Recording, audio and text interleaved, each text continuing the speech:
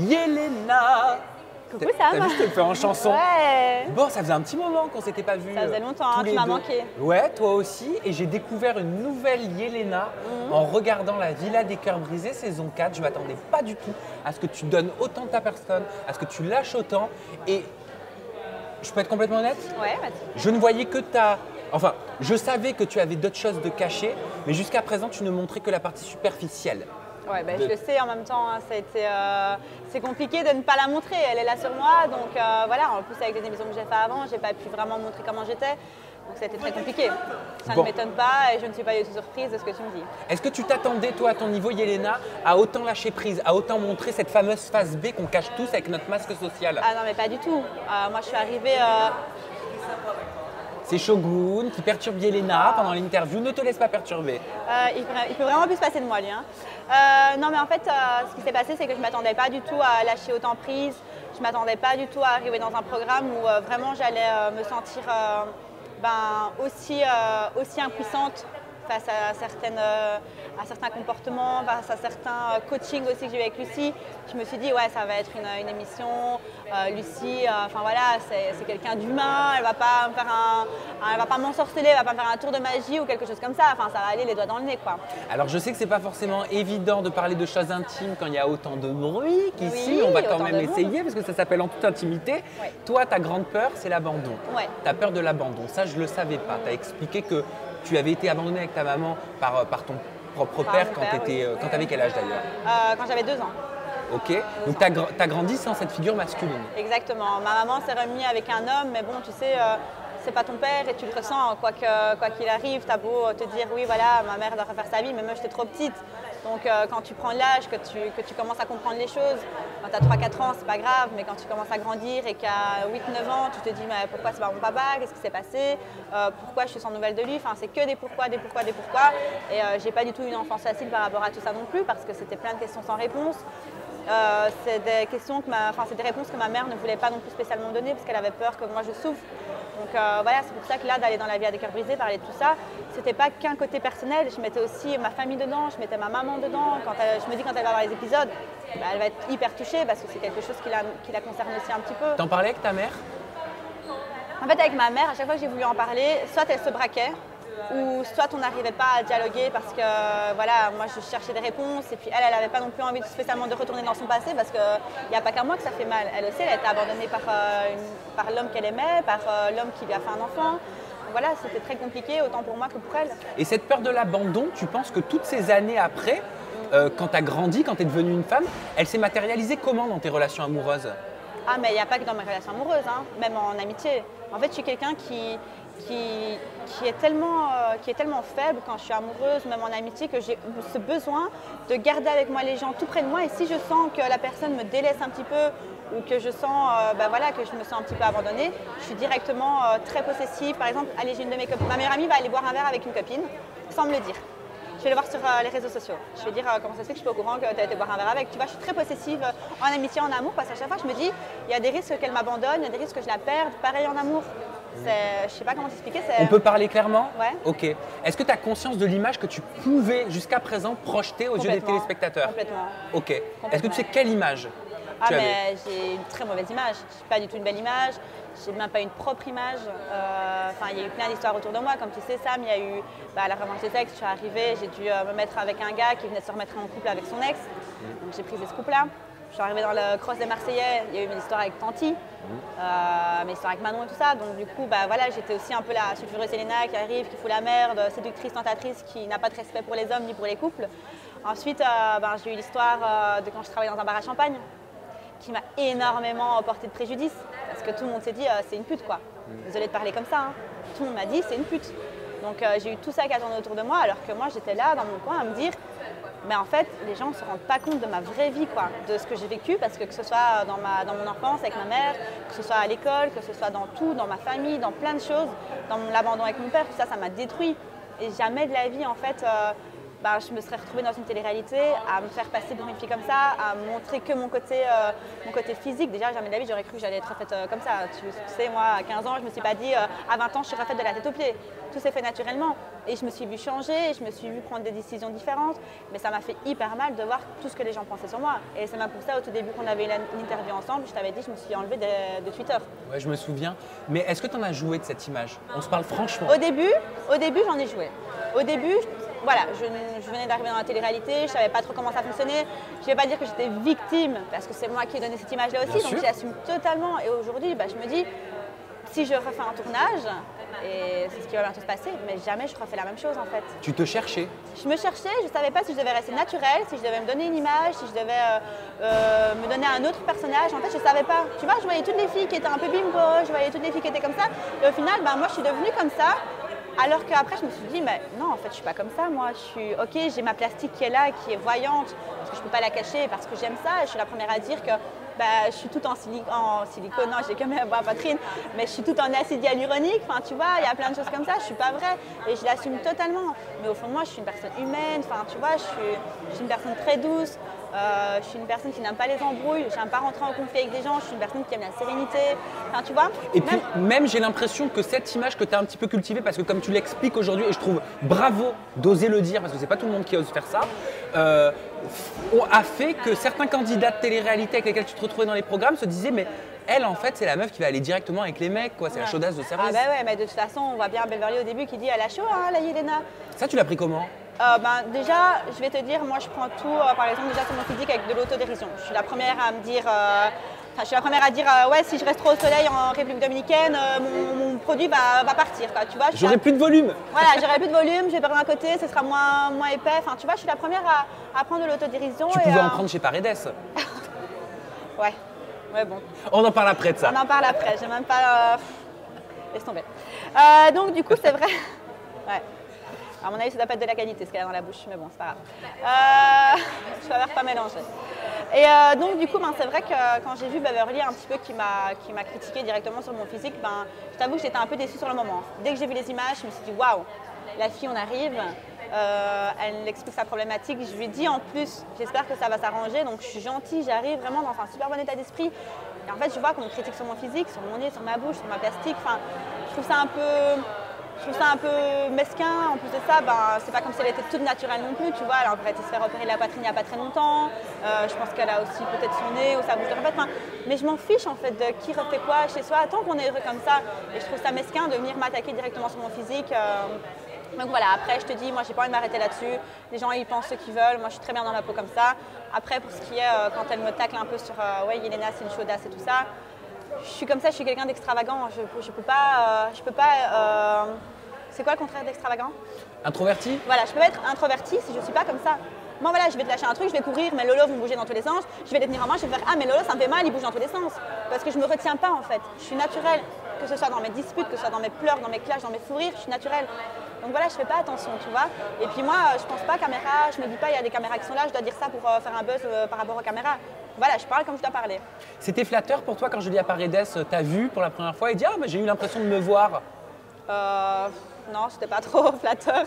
Parce que voilà, on est des plastiques, enfin tu vois, on est comme ça. Après voilà, moi je ne m'identifie à personne, je suis moi-même. Et voilà, c'est pas comme si la meuf était toute naturelle, hyper belle naturelle, et que je pourrais prendre ça comme ça hyper flatteur. C'est pas non plus un truc canon, quoi. Donc voilà, je n'ai pas pris ça très flatteur. J'ai cru comprendre que tu t'étais pas forcément bien entendue avec elle sur le tournage. Écoute, en fait si, c'est ça qui m'a énormément déçue. Pourquoi ça t'a déçu de bien t'entendre avec quelqu'un? Non, c'est ce qui m'a déçue. Pourquoi maintenant on ne se parle plus? Ok, tu vas nous expliquer. Ok, en fait, si tu veux, Julia, c'est une fille envers qui j'ai eu de l'affection à un moment donné. Parce que voilà, avant de tourner, on est resté quelques jours dans un hôtel. On a énormément parlé. Cette histoire avec sa fille m'a fait énormément de peine parce que sa petite grandissait sans son père, ce que moi j'ai vécu.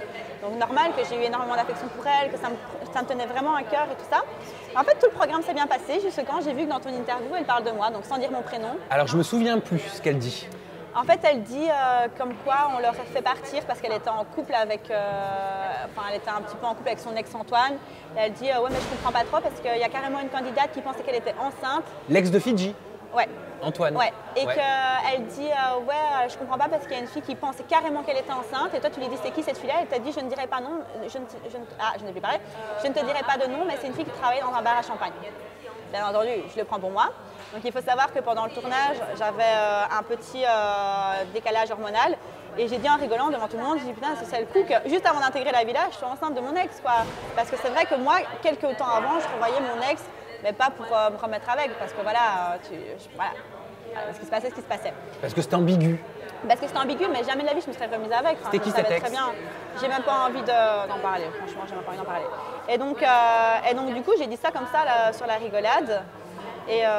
Et donc en fait, j'ai pas compris pourquoi elle parlait de moi. Je me suis dit, mais pourquoi tu parles de moi dans ton interview? Parle de toi, règle tes histoires à toi. Pourquoi tu viens me mettre et me mélanger dans tes histoires alors que moi j'ai toujours été sympa avec toi? À un moment, on le voit dans les épisodes, Sarah se lasse un petit peu de Julia, se rapproche de Beverly, Julia se retrouve un peu toute seule, je la prends un peu avec moi. Je me suis dit, mais c'est quoi en fait? Tu vois? Et là, maintenant que tu me dises comme quoi on ne s'entendait pas sur le tournage, donc ça veut dire qu'elle t'a dit qu'on ne s'entendait pas sur le tournage. Non, moi, j'avais l'impression par rapport à ce que tu m'as dit là, par rapport à quand tu me faisais la comparaison physique, quoi. En fait, maintenant, je pense ça parce que je me suis dit, mais en fait, elle est hypocrite. Parce que moi, j'étais là pour elle. J'essayais de lui donner des petits conseils par rapport à Antoine, parce qu'elle était super mal par rapport à Antoine et tout ça. Mais attends, on va juste appeler un chat un chat. On est d'accord, Yelena, que cet homme dont tous les candidats lui reprochaient d'être en couple pendant le tournage de la villa, c'était Antoine, l'ex de Fidji. Ouais, c'est ça. Il y avait même une histoire de grossesse, d'enceinte ou d'un truc comme ça. Ouais, c'est ça, c'est ça. Par rapport à quoi? Par rapport… comment ça, par rapport à quoi? Je me souviens plus. Mais en fait, attends, si tout s'est bien passé, nous, avant d'intégrer dans le tournage, on était dans un hôtel un petit peu pendant 2-3 jours. Et en fait, elle était tombée enceinte d'Antoine. Elle s'était fait avorter. Si c'est bien ça, hein, elle s'était fait avorter d'Antoine parce qu'Antoine ne voulait pas le garder. Et après ça, moi je sais que plusieurs fois il nous avait dit ouais il veut venir, même apparemment il avait dépensé pour 4 000 € de vêtements pour le tournage. Enfin c'était prévu qu'il vienne sur le tournage quoi. Donc nous, chose qu'on s'est dit, mais Julia réfléchit un peu, je vois bien qu'il te manipule. Enfin, le gars il veut absolument faire de la télé donc il te manipule, il va se servir de toi pour que tu viennes dans la télé. Enfin imagine, même tu tombes enceinte, tu veux pas garder le bébé et tout ça. Franchement ça part trop loin, tu peux pas réveiller-toi quoi tu vois. Moi j'étais là, hyper gentille avec elle, enfin vraiment ça m'atteignait, tu vois, je me dis la pauvre petite, elle grandit 100% son papa, tu vois que Julia elle est pas bien, c'est une fille qui pleure quasiment tous les soirs, enfin tu vois sa fille lui manque et tout, donc vraiment j'ai eu de l'affection pour elle. En fait après ça, quand je vois qu'elle parle de moi, directement quand j'ai vu ton interview, j'ai essayé de l'appeler sur WhatsApp, elle m'a bloqué de WhatsApp. Elle m'a bloqué d'Instagram, elle m'a bloqué de tous les réseaux. En fait, j'ai pas su la contacter et j'ai été hyper dégoûtée. Je me suis dit, mais en fait, dans ma vie, c'est toujours comme ça. Je suis toujours trop bonne, trop conne avec les gens, je suis trop gentille et à chaque fois, on vient me la mettre à l'envers. Pourquoi tu parles de moi? Enfin, au final, je n'étais pas enceinte. Au final, moi, j'ai dit ça comme ça sur le ton d'humour. Imagine, je suis enceinte de mon ex ou un truc comme ça. Mais moi, jamais de la vie, j'aurais imaginé, enfin, j'aurais même pensé faire venir mon ex dans l'aventure. Moi, avec mon ex, c'était fini depuis 1 an et demi. Il se passait ce qui se passait quand on se voyait, on craquait un peu ensemble. Mais après, je savais très bien que je n'allais pas me remettre avec lui. Je sais très bien que je ne me remettrai jamais avec lui. D'ailleurs, aujourd'hui, ça fait 1 an et demi qu'on n'est plus ensemble, même plus. Je ne me suis jamais remis avec lui. Enfin, tu vois, alors qu'elle, c'était plus malsain parce qu'elle, elle comptait faire venir Antoine sur le tournage. Donc quand j'ai vu tout ça, je me suis dit, mais… Et est-ce que c'est vrai que la vraie histoire, c'est que Sarah aurait découvert dans son portable une discussion avec ce fameux mec, qu'elle aurait prévenu Mélanie Dedigama, qui aurait mis au courant tous les candidats et que tout le monde lui aurait demandé de partir? J'ai pas envie de dire n'importe quoi. Moi, ce jour-là, j'étais dans une activité, j'étais à la Tyrolienne. Je suis revenue et c'est là que la valise à bombe a sonné. Je ne comprenais d'ailleurs rien. Moi, je croyais que c'était sur moi parce que Mathieu et moi, on fricotait un petit peu en se cachant des autres. Donc, du coup, quand on m'a dit vous n'êtes pas sincère, je me suis dit putain, on s'est fait griller. Enfin, tu vois, je pensais que c'était sur moi. Au final, c'est tombé sur Julia. Et après, je ne sais pas exactement. Moi, je pense que Antoine a envoyé des messages à Vivian parce qu'il savait que Vivian allait intégrer le tournage. Franchement, je ne peux pas me lancer dans quelque chose que je ne suis pas sûre, tu vois. Je ne vais pas parler pour parler, je ne suis pas sûre. Alors, juste une question avant que je te parle de Mathieu. Ouais. Je me suis posé, tu sais, quand je t'ai vu là sur le tapis rouge hier, je me suis dit, ouais. t'avais quelque chose ouais. au postérieur. Je me suis dit, elle a mis un faux cul, elle a mis… Non. Déjà, est-ce qu'elle est bien fait? C'est bien bombé. Ok, c'est ce que tu voulais. le but. Écoute, oui, j'ai été refaire mes fesses. Maintenant, je ne me suis pas cachée, je me suis même filmée pendant mon opération, donc je suis partie faire mes fesses. Un plan?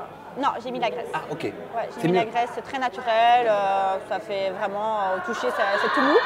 Donc j'ai mis de la graisse et voilà, normalement bientôt je pars mettre des facettes parce que j'aimerais bien avoir les dents un peu plus droites, un peu plus petites et tout. Donc du coup je pars bientôt mettre des facettes normalement et voilà, après normalement logiquement il me reste plus grand chose à faire.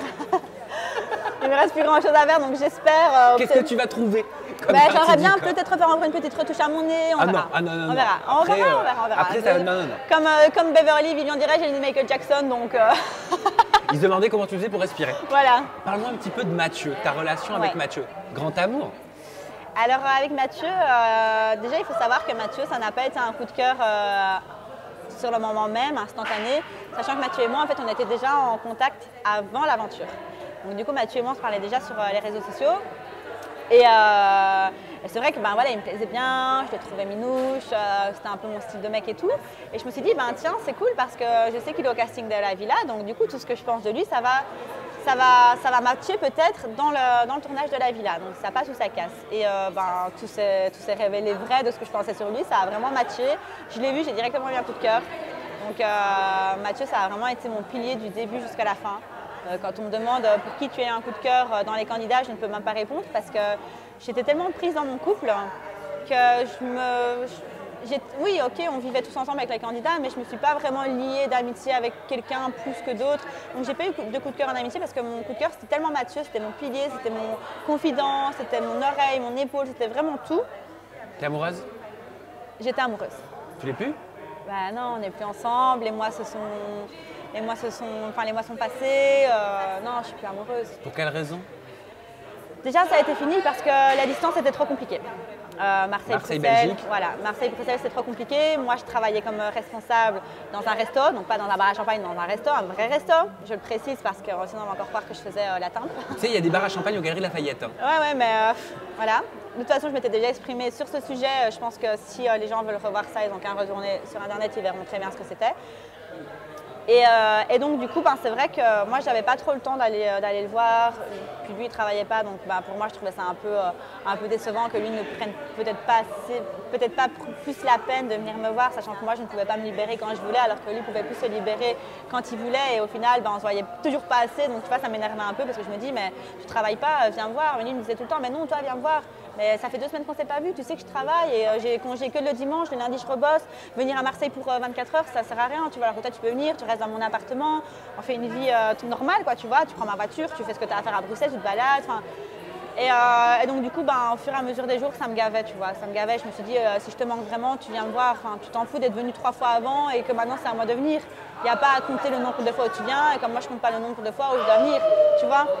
Donc du coup, c'est vrai que ça m'a un peu fait chier sur le long terme. Et je lui ai dit, écoute, on se prend la tête tous les jours. Parce qu'on est loin, parce qu'il y a la crainte, parce qu'il y a la jalousie. Je m'en fous de me prendre la tête tous les jours avec mon mec si on se voit, si on est H24 ensemble. Mais déjà qu'à la distance, on se voit pas. Et en plus de ça, on se prend la tête tous les jours. Moi, c'est pas le genre de relation que je veux. C'est pas une relation qui me fait rêver. C'est pas la relation idéale. Donc voilà, c'est mieux d'en arrêter là parce que là, on se détruit, on se fait du mal, on est trop en train de se déchirer. Donc c'est mieux que chacun fasse sa vie.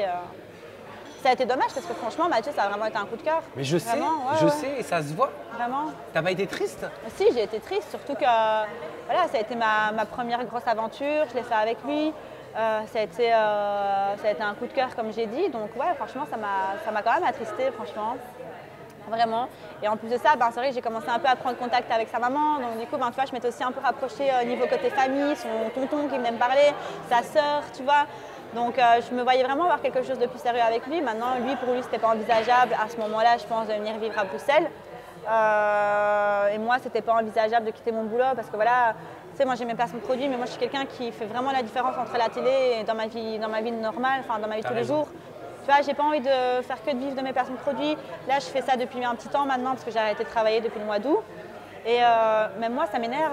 Je me dis, mais c'est quoi cette vie en fait? Je me lève hyper tard, je fais rien de la journée parce que mes copines travaillent, parce que tu vois. Ça te coupe un peu du monde quoi. Ça me coupe du monde. Et puis même, voilà, toute la journée, tu fais que de dépenser de l'argent, tu restes chez toi, tu cogites. C'est pas ça ma vie. Surtout que moi, je suis quelqu'un d'hyperactif, il faut que je travaille, il faut que je rencontre des gens, il faut que je sois dans la société quoi. Et donc du coup voilà, c'était très compliqué et on a décidé d'arrêter tout ça. Merci pour toutes tes explications, Yelena. C'est quoi, je vais te laisser le mot de la fin. La caméra, elle est là, elle est juste pour toi. Tu dis ce que tu veux, c'est à toi, c'est ton moment. Voilà, donc en tout cas, j'espère que vous allez être content de la nouvelle Yelena. J'ai vraiment été sincère, j'ai vraiment été moi-même. Je me suis donnée à 100%, même 200% pour vraiment vous prouver que je suis une autre personne, en dehors de tout ce physique, en dehors de tout ce botox et tout ça. Après, voilà, j'ai juste envie de dire, c'est ne vous basez pas sur le physique des gens. Il faut vraiment apprendre à creuser, vraiment apprendre à connaître les gens pour se baser sur des critiques ou sur quelque chose comme ça. Et voilà, j'espère vraiment que vous allez kiffer les épisodes, kiffer l'aventure de la Villa des Cœurs Brisés 4 et je vous fais des gros bisous.